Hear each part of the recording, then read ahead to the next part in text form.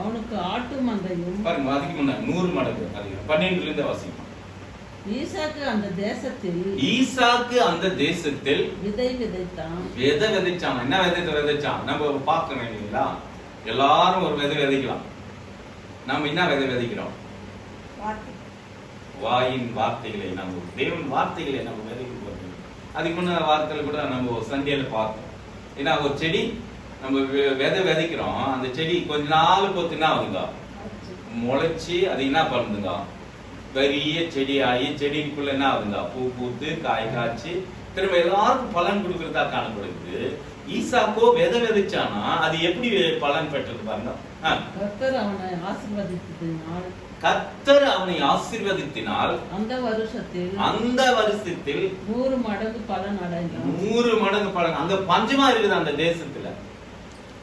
அவரு மட்டும் செய்யற காரியம் கர்த்தர் அவரை ஆசீர்வதிக்கும் போது, அதனாலதான் சொல்றேன், தேவன் ஆசீர்வதிச்ச அந்த உலகத்துல நம்மளுக்கு எதிரான ஒருவனும் இருக்க முடியாது. ஏன்னா தேவன் நம்ம பட்சத்தில் இருக்கிறதுனால நம்மளுக்கு என்ன ஆகுதுங்க, வெற்றி மேல் வெற்றி என்ன ஆகுங்க, நமக்கு வந்துனே இருக்கும். நீங்க நினைச்சு பார்க்கவே முடியாது. ஒவ்வொரு நாளும் அற்புதம் இல்லைங்க, அதிசயம் இல்லைங்க, அந்த காரியங்கள் தேவன் செய்யறது நன்மை நீ நினைச்சு பார்த்தா இன்னைக்கு நன்றி சொல்லி நாளைக்கு சொல்லிருத்துக்கு இல்லைங்க வருஷம். அதனாலதான் ஒரு நல்ல பாட்டு பாடிருப்பாங்க, 1000 நாவுகள் இருந்தா கூட நான் என்ன பண்ண முடியாது, உன் நன்றியை சொல்லத்துக்கு முடியாது. அப்போ 1000 நாவு நமக்கு இருக்கணுமா? அவ்வளவு நன்மை நம்ம தேவனத்தில் பெருத்தாதான் நம்ம அதை சொல்ல முடியும். தாவீதே சொல்றாரு, நான் எக்காலத்துல நான் என்ன பண்ணுவேன், கர்த்தரே ஸ்தோத்திரிப்பேன். எக்காலத்துலன்னா எந்த நேரம் எனக்கு அவருக்கு ராஜா, அவருக்கு பொறுப்பு எவ்வளவு இருக்குன்னு தெரியுங்களா? கொஞ்சம் நம்ம யோசிச்சு பார்த்தாவே ஒரு மந்திரிக்கு எவ்வளவு பொறுப்பு இருக்கு தெரியுங்களா? இந்த செயல அது பண்ணல, அவர் என்ன கேட்பாரு, என்ன பண்ணுவார், என்னத்துக்கு அவர் எவ்வளவு ஆயத்தமா இருக்கணும். அவர் கேட்கும் போது இவருக்கு எல்லாமே அது இது பண்ணணும். இவரு என்ன பண்ணணும்னு தெரியுமா? இவ்வளவு பொறுப்பா அந்த தேசத்தில் என்ன நடக்குதுன்னு ராஜாவுடைய பொறுப்பு இல்லைங்களா? ஒரு பதவியில இருக்கிற அந்த பதவிக்கு அவர் என்ன பண்ணணும், முதல்ல யோசனை பண்ணி வச்சுக்கணும். குடும்பத்தில் கூட நீங்க இருக்கிறீங்கன்னா, நாளைக்கு அரிசி ஆயிடுச்சுன்னா இன்னைக்கு சொன்னாதான் வாங்கி வருவாருங்க. ஐப்பட்டு பேருக்கு வந்து சொன்ன பேருக்கும் நான் அன்னைக்கே சொன்னேன் இல்லையா, பண்ண இல்லையா அப்படின்னா அவர் என்ன பண்ணுவாருங்க, அப்போ போய் வாங்கி வந்து அப்ப பண்ணா அந்த குடும்பம் என்ன ஆகுங்க, செய்ய முடியுமா? சண்டைக்கு வரும், அதனால வாக்குவாதம் வரும். அதே மாதிரிதான் இங்க வாக்குவாதம் வருது. இவரு போய் ஈசாக்கு போய் இவங்க நோண்டன கிணறெல்லாம், கிணறுக்கு என்ன தமிழ் தெலுங்குல என்ன சொல்றாங்க, தெலுங்குல பாவி வருதுங்க, தமிழ்ல என்ன சொல்றாங்க, அதுக்கு ஒரு நல்ல அர்த்தம் வருது பாருங்க. ஆசிமா அந்த வீட்டத்துல இருந்து துறவுகள் பாருங்களா, துறவுனா கிணறு,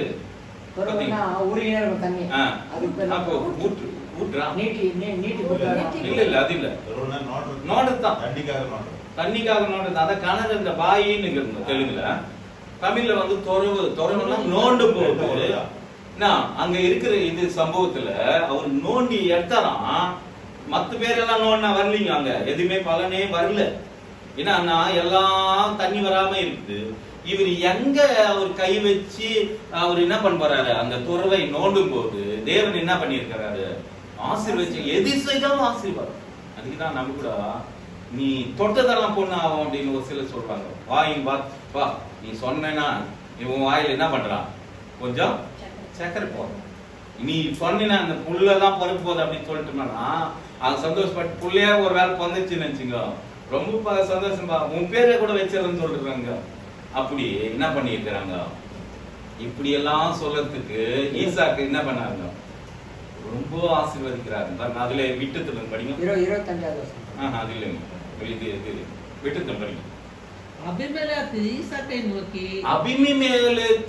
ஈசாக்கை நோக்கி நீ எங்களை விட்டு போய்விடு, நீ என்னை விட்டு போய்விடு, எங்களை பார்க்கிலும் மிகவும் பலத்தினாவனா பாருங்க, எங்களை விட்டு போயிடுன்னு சொல்றாங்க அபிமெலேக்கு என்றவர். அதுக்கு என்ன சொல்ற, நீ பலத்த ஆளு, உன் கூட நாங்க என்ன பண்ண முடியாது, போட்டி போட முடியாது, இன்னும் கூட நாங்க என்ன பண்ண முடியாது, பலத்துக்கு மிஞ்சி நாங்க பண்ண முடியாது. ஏன்னா இவருக்கு ஒரு பயம். ஏன்னா நான் கர்த்தர் எது செய்தாலும் இவர் ஈசாக்கு செய்து அவர் விதை விதைச்சாலும் எத்தனை பலம் அழிச்சாருங்களா, 100க்கு 100 அறக்க முடியுமா நம்மளால?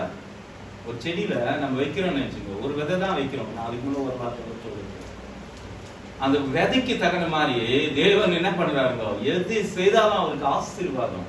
நீங்க கூட சின்ன வேலை செஞ்சா கூட தேவன் உங்களை ஆசீர்வதிப்பார். எந்த வேலைன்னா கேட்டுங்க, அந்த வேலை தேவனே இதை ஆசீர்வதிங்கன்னு சொல்லுங்க. என்ன சொல்லணுமா?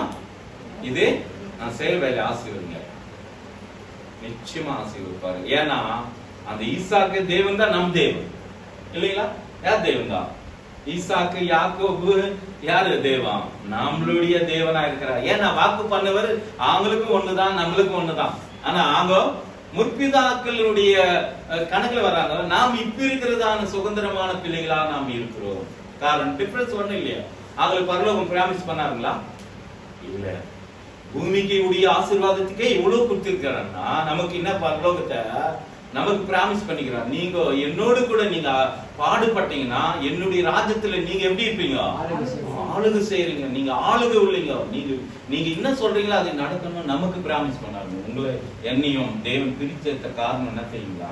உங்களை என்னை கூட அவர் எப்படி ராஜாதி ராஜனா இருக்கிறாரோ அவர் வலது பாசத்துல நம்ம எல்லாம் கூட இருக்கிறதுக்காக தான் நம்மளை பிரித்து எடுத்திருக்கிறார். இந்த உலகத்துல இவ்வளவு பேர் இருக்கிறாங்க, ஆனாலும் நீ விசேஷமானவன், நீ அவருக்குள்ள இருக்கணும்னு தான் அவருடைய அவர் சிங்காசனத்துல. எத்தனை சிங்காசனம் இருக்கு தெரியுங்களா? பரலோகத்துல எத்தனை இருக்குங்க?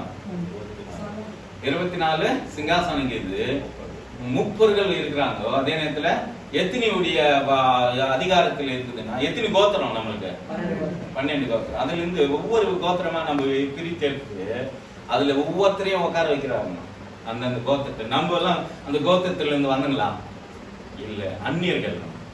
அந்நியர்களா இருந்தாலும் தேவன் என்ன பண்ணிருக்கிறாரு? அதுதான் நம்ம காட்டு அத்தி மரத்தை பத்தி பார்த்தோம். அது எங்க இருந்ததுங்க? காட்டுல இருந்தது. அந்த ஒளிவு மரத்தை எடுத்துன்னு வந்து ஒட்ட வைக்கிறாருங்க நம்மள எல்லாம். ஏன் தெரியுமா? அவர் ஆண்டவர் ராஜ்யமா. அது நம்ம புது உடன்படிக்கை நமக்கு ஒண்ணு செஞ்சாருங்க தெரியுங்களா? எல்லாருக்கும் என்ன புது உடன்படிக்கை? இங்க ஆபிரகாமுக்கு ஈசாக்கு ஒரு உடன்படிக்கை பண்றாங்க. நீ செய்வதெல்லாம் ஆசீர்வதிக்கும், நீ எங்க போனாலும் நீ ஆசீர்வாதமா இருப்ப, நீ வெளியே வந்தாலும் ஆசீர்வதிக்கப்படுவாய், உள்ள வந்தாலும் ஆசீர்வதிக்கப்படுவே. அதே நேரத்துல நீ எது செய்தாலும் ஆசீர்வாதம் நம்ம பார்க்கணும். அதே நேரத்துல இன்னொரு ஆசீர்வாதம் நம்ம ஆண்டவராகிய இயேசு கிறிஸ்து ஒரு உடன்படிக்கை, புது உடன்படிக்கை என்ன பண்ணிருக்கிறார்? நீங்க கொஞ்சம் ஞாபகம் பண்ணிக்க முடியுமா? எங்க வருதுங்க அந்த அதிகாரம்? 26 வருதுங்க. மத்தேயு 26 அதிகாரத்துல இந்த அப்பத்தையும் இந்த ரத்தத்தையும் என்னோடு கூட நீங்க என்ன பண்ணுங்க? பானம் பண்ணும் போதெல்லாம் நீங்க என்னை பத்தி என்ன பண்றீங்க? நினைவு கூறும். அப்போ நினைவு கூறும்போது ஏன் இந்த ஒரு நினைவு நமக்கு வைக்கணும் தேவன்? அப்போ தேவனோடு கூட ஒரு உடன்படிக்கை. தேவனே நான் உமக்காக வாழ்றேன், நீ எனக்காக நீங்க பண்ணி போன காரியங்களை நீங்க வரும்போது என்ன பண்ணி போறீங்க? ஒரு நாள் என்னை நான் மறிக்கும் போது உம்மோடு கூட ஜீவன் இருக்குது. அவர் கூட நம்ம அதை சாப்பிடும் போது அந்த நம்ம நினைச்சுக்கிறோம், சாதாரணமா நினைச்சுக்கிறோம். நம்ம ஏதோ அப்பம் கொடுக்குறாங்க, நம்ம அந்த ரத்தத்தை நம்ம திராட்சை ரசமா எடுத்து நம்ம சாப்பிடும் போது ஏதோ ஒண்ணு நினைச்சுக்கிறோம்னு தெரியலீங்க. நம்ம பயத்தோடு நடுக்கத்தோடு என்ன பண்ணணும்னா அதை புசிக்கணும். அவருடைய பிரமாணம், அவருடைய கட்டளை, அவரோடு கூட நம்ம ஒரு உடன்படிக்கை பண்றோம். என்னன்னு நீயும் நானும் என்ன அதுல நீங்க தானே ஒரு வேலை நம்ம இவரு சொல்றாரு இல்லைங்களா? நீ நானும் யார பேதுரு போன வாரத்துல பார்த்தோம். என்ன பார்த்தோங்க? நீ என்னோட கூட நீ இந்த கால் கைகள் நான் உனக்கு எனக்கு என்ன இல்லைங்க பங்கு இல்லை. இதே மாதிரி இங்க கூட இருந்தாருங்க. நீ அவரோடு கூட உடன்படிக்கை, அந்த உடன்படிக்கையில நம்ம பங்கு பெறணும்னா என்ன பண்ணோம்? அந்த ரத்தத்தையும் அந்த அப்பத்தையும் நம்ம என்ன பண்ணணுமா? ருசிக்கணும், பானம் பண்ணணும். அப்போ பானம் பண்ணும்போது அதுல என்ன இருக்குதுங்க? போன வாசிக்கலாம், வாசிங்க 26 அதை சொல்றாரு. நம்ம ஆண்டவராக இயேசு கிறிஸ்து சொல்றதான வார்த்தைகளை கவனிக்கலாம். 26 அதிகாரம் 26 இருந்து మత్తయి 26:26 వారు భోజనము చేయుచుండగా యేసు ఒక రొట్టెని ఎత్తుకొని దానిని ఆశీర్వదించి విరిచి తన శిష్యులకు ఇచ్చి మీరు తీసుకొని దీన్ని తీసుకొని మీరు తినుడి, ఇది నా శరీరం అని చెప్పాను. మరియు ఆయన గిన్నెను పట్టుకొని కృతజ్ఞతాస్తుతులు చెల్లించి பாருங்க, కృతజ్ఞతాస్తుతులు చెల్లించి వారికిచ్చి దీంట్లోనిది మీరు తాగుడి, ఇది నా రక్తము అనగా ఇది పాప మన్నిపు ఉండాగుదాన నిమిత్తము అనేకుల కొరకు చిందింపబడుచున్న నిబంధన రక్తము నిబంధనమైన నా రక్తము. பாருங்க, அங்க உடன்படிக்கை என்று தமிழ்ல